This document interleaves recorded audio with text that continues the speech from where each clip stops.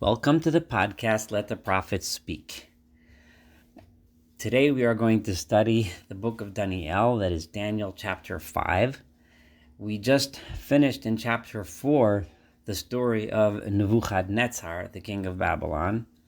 Nebuchadnezzar was prominent and important king of Babylon for many reasons, and he kind of represented the height of the power of the Babylonian Empire. He was also, of course, the one who destroyed the Judean kingdom. He was the one who destroyed the temple. But then he was also the one who elevated Daniel, and his friends, Hanani, Mishael, and Azariah, into high positions in the government, respected Daniel, and eventually, at the end of chapter 4, we learned how he, after having some sort of psychotic break, and living among the wild animals, he finally learned to be humble before God and recognize that God is the one who controls history, that God is the one who gives and decides who has power, that God is the only one to whom praise and glory is worthy and not to human beings.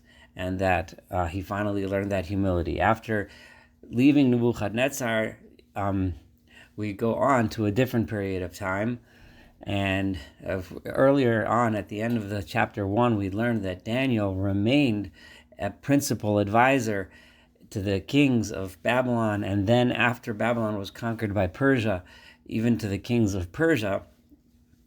Daniel remained very well respected as a wise and intelligent and humble advisor and leader.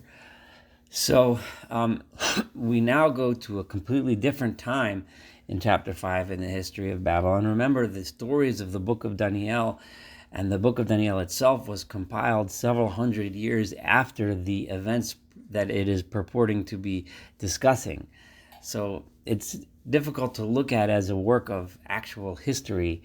Not that the stories didn't happen, but a lot of times details don't seem to fit, don't seem to go right, and they may not be exactly how it happened, when, to who. It was compiled several hundred years later, and according to Jewish tradition, by the Anshe Knesset Hagadolah, which would have been several hundred years after these events recorded.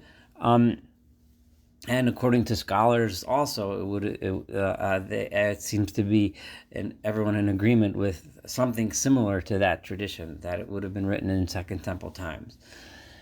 So one of the later kings, the last king of the Babylonian kingdom, was a king named Nabonidus, or Nabonidus, or I don't know exactly how to say that in English, but he, it is known, took a 10-year vacation and left his son Belshazzar. Now, don't confuse that with Belteshazzar. Belteshazzar with the T is Daniel's Babylonian name. Belshazzar without the T was left as the king's regent, or to be in place of the king, to rule the kingdom while Nabonidus was gone. Nabonidus was the king, and eventually came back from his vacation, and was eventually conquered by the Persians. Belshazzar himself, it's unclear from books, from the historical record, what happened to him. We're going to see, though, that he presided over a kingdom that was in serious decline, moral and ethical decline for sure. And Belshazzar, the image that we will get of him in chapter 5, is the image that's preserved in history of what kind of a person he was. So here he is acting as the king. So in this chapter, he will be referred to as the king, even though he was really the king's regent. So chapter 5, verse 1, Belshazzar Malka, Belshazzar the king, Avad Lechem Rav. He made a great, Lechem means bread, but a great bread, meaning a great banquet, L'Rav Revanohi Alaf, for 1,000 of his noblemen, V'lokavel Alfa Chamra Shasei. And in the presence of these 1,000 people, he, the king, debased himself and just drank a lot of wine and got drunk in front of the whole crowd. This itself gives you the image of a king that has no self-respect. And makes a giant party. And not only does he make this giant party, the party is a party that shows no respect for the gods of the people that Babylon ruled over, because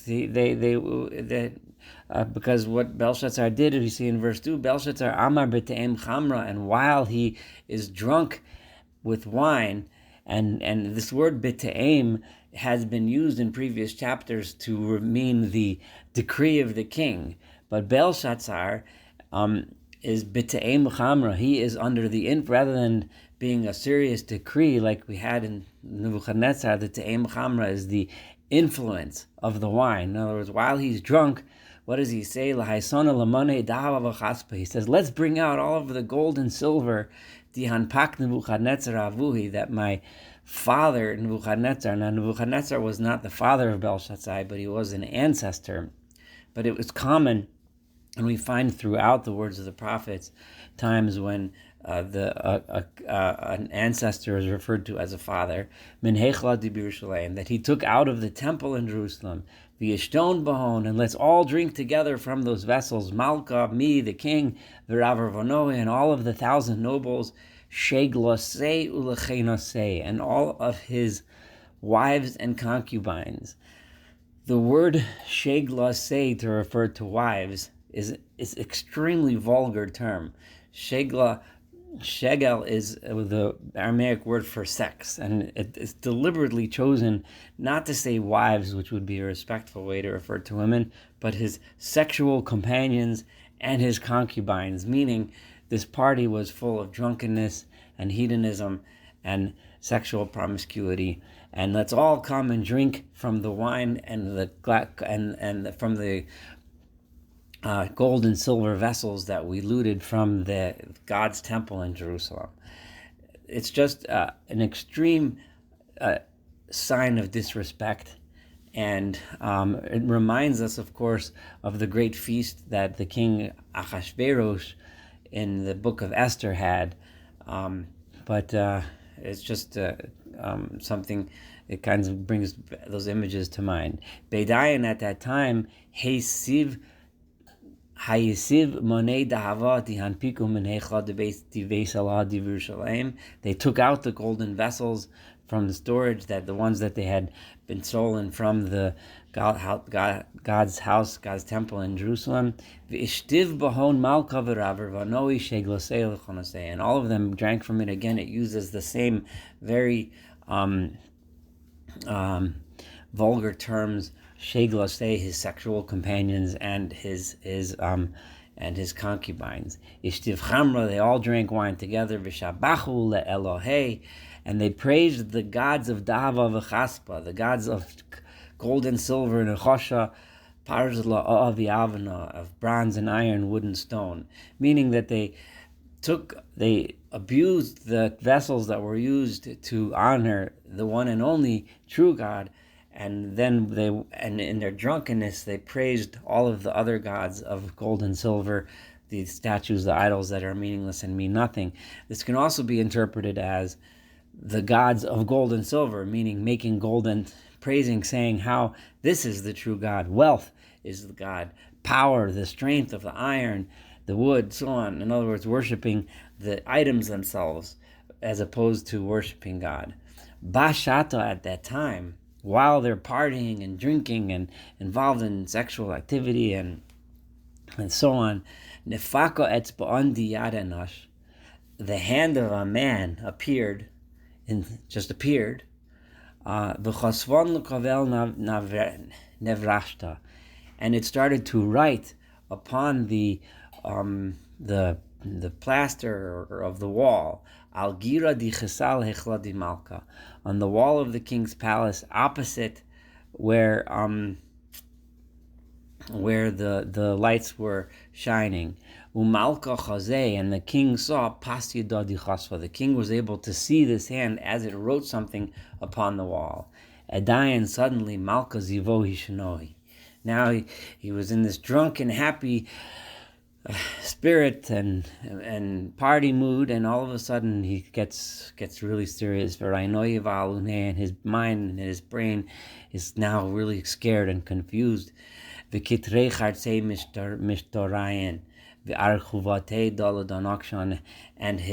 the joints of his pelvis started to get weak, and his feet are like knocking together in nervousness and shaking by seeing this incredibly a wondrous but scary sight. Kari Malka B'chaya, and the king called out really loud, he called out for all of his magicians and his Chaldean wise men and necromancers and whatever else. Ane Malka, and the king said out to all of the wise men of Babylon, is there any whoever can read this writing that was written? And explain to me what it means. I'll dress him up in purple, in other words, in royal clothing. And he'll wear a golden chain around his neck. And he shall rule as third man in charge of the kingdom. So, like, it's just imagining this at a party. The king just seems so. It's I don't know, unprofessional, but I don't know what the right word is to describe. It's just tell me what it says on the wall and you'll be the third in charge of the kingdom. And while they're all drunk and partying, he's just going to give away the rulership of the kingdom to someone who can read this random writing on the wall.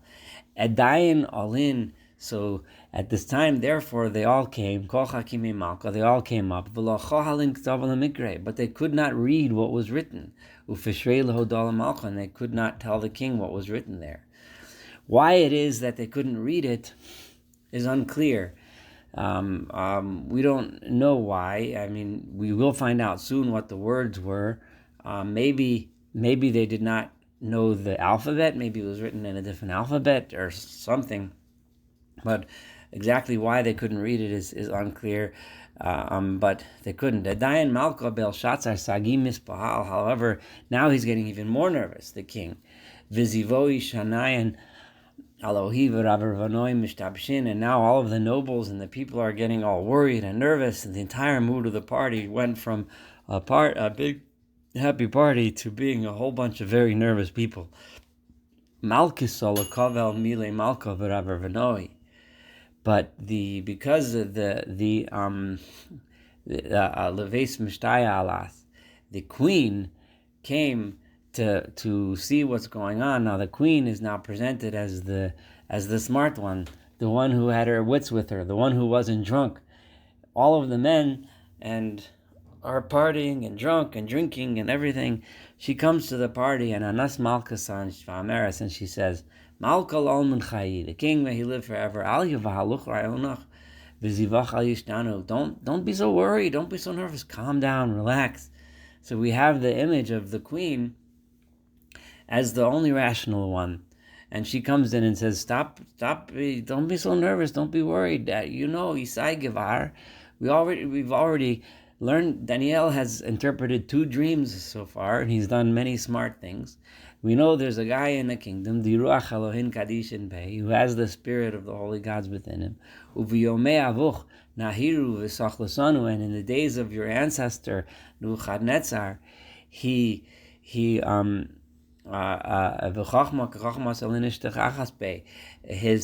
enlightenment and his intelligence and his wisdom was like the wisdom of the gods was found within him, and he was able to impart that wisdom to us. And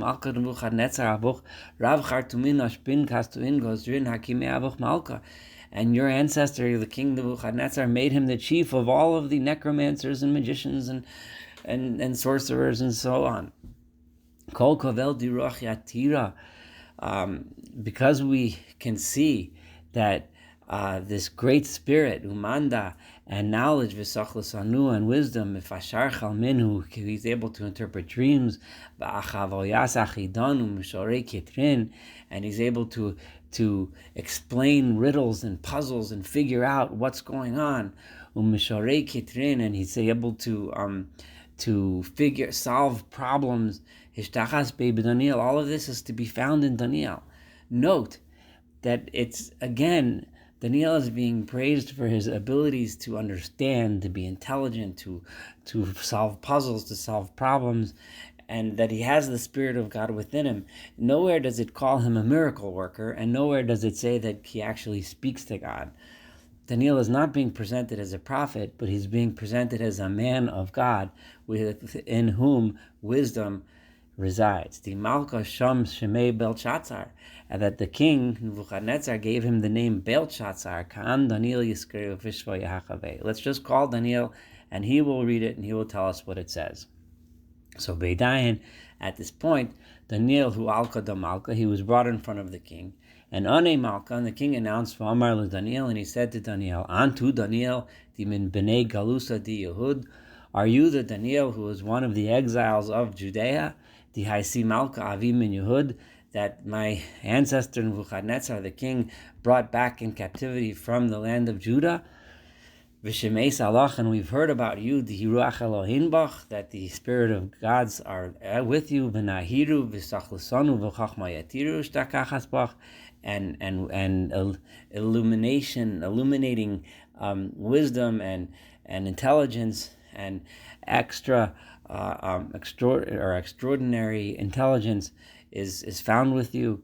Ucha'an hu alu kodamaicha kimaya ashpaya dichsava dana yikron. Now all of the wise men that came in front of me, that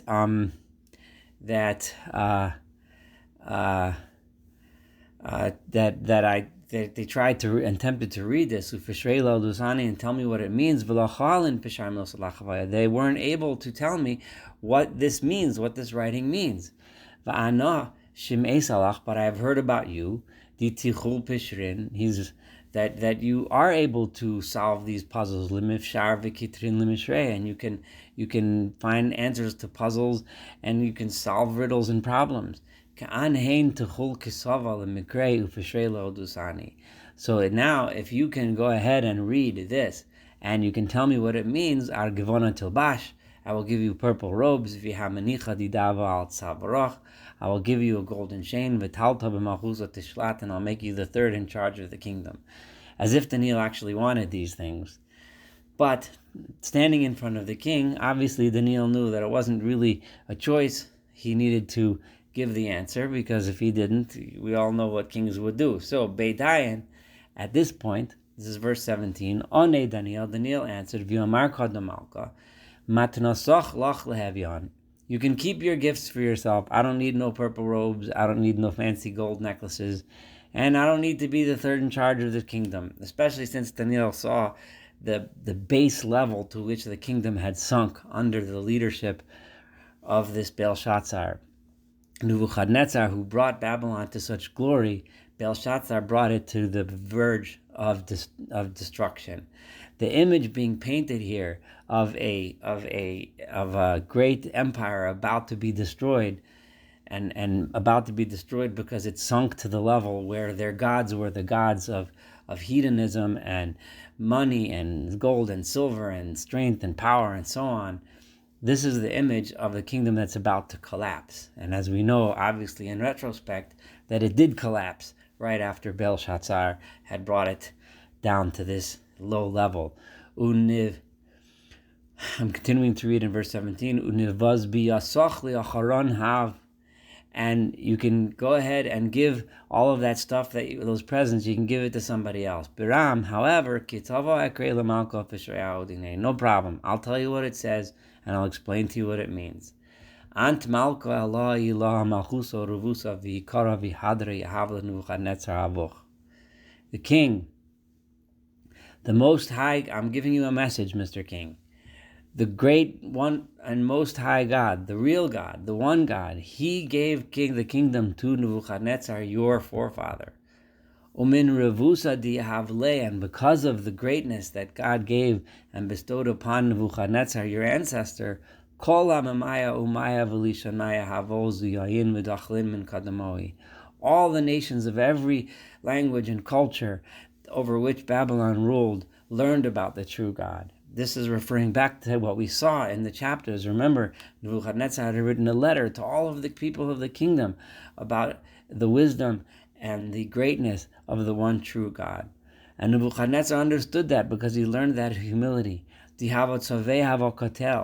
And people feared him because, if he commanded someone to death, he would get killed.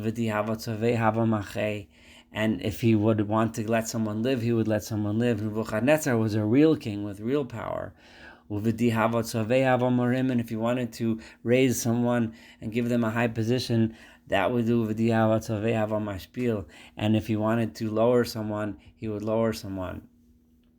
However, but when your forefather Nebuchadnezzar, when he became haughty and he gave himself the credit, and he thought that he was the responsible for all of his greatness, and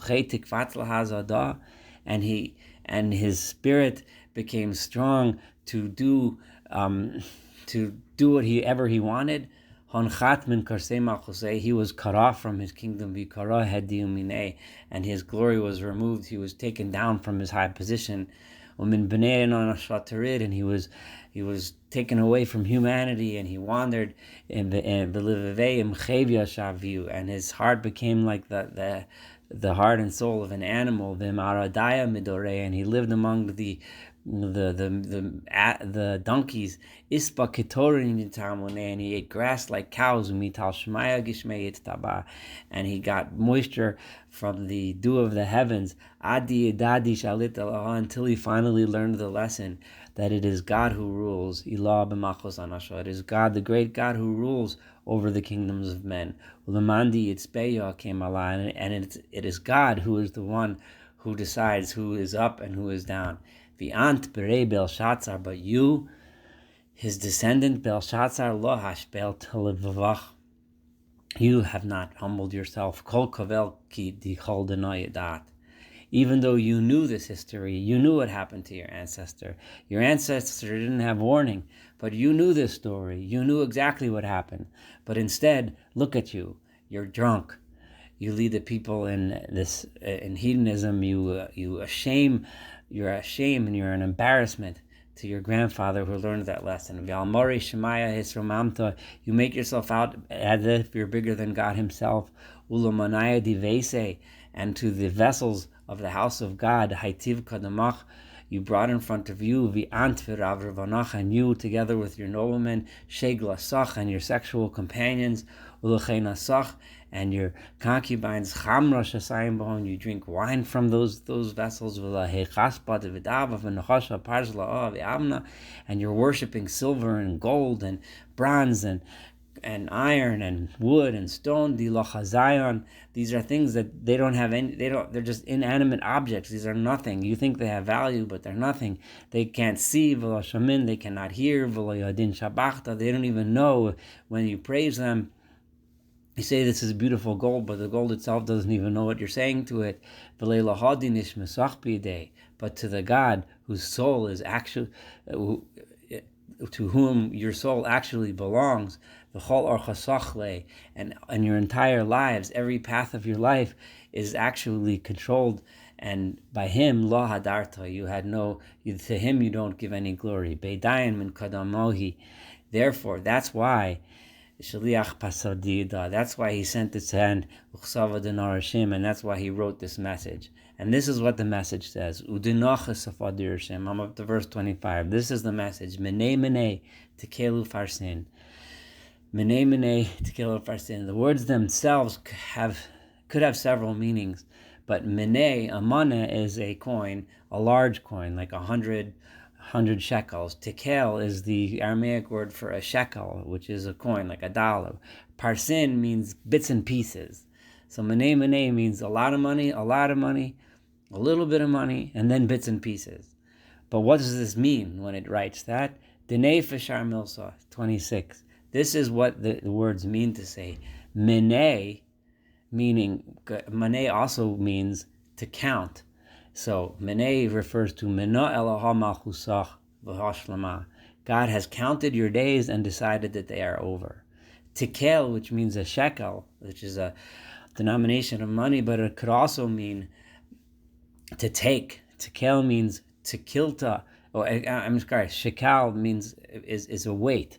And that's why the word shekel, which means a coin, because it's equal to a certain amount of weight of metal. So tekel is tekilta bimoznaya v'ishtakachta chasir.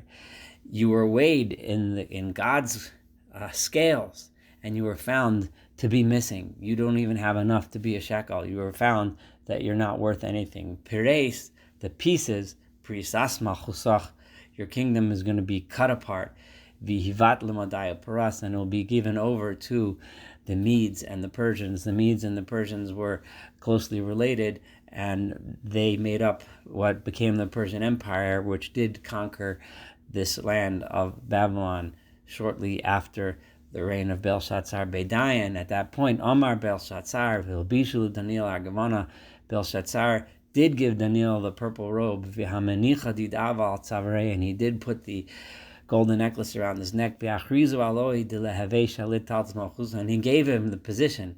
So even though he just predicted the end of his kingdom, he still treated Daniel that way. Maybe he thought by doing this he can somehow avoid this fate. However, Be'balelia, that night, Katil Belshazzar Malka Kasta, the Chaldean king of Belshazzar, the one who presided over all of this, was killed, probably in some sort of coup attempt, after which his father, Nabonidus, presumably came back to rule the kingdom until the Medes and the Persians eventually destroyed the kingdom of Babylon.